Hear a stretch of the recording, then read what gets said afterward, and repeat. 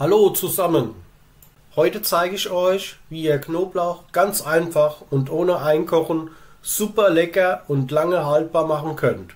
Perfekt, um jederzeit zu euren Gerichten hinzuzufügen. Also schnappt euch ein paar frische Knoblauchzehen, entweder aus dem Garten oder aus dem Laden. Zuerst schälen wir den Knoblauch und schneiden die Enden hinten und vorne ab. Dann kommt alles in den Mixer.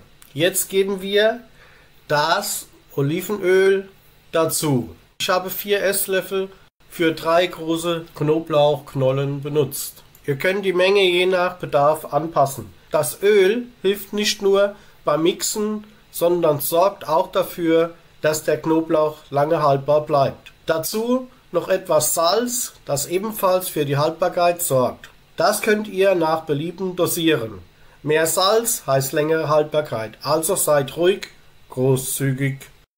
Anschließend füllt ihr die Mischung in kleine Einmachgläser ab. Diese Gläser könnt ihr dann im Kühlschrank aufbewahren und euer Knoblauch bleibt monatelang frisch und lecker.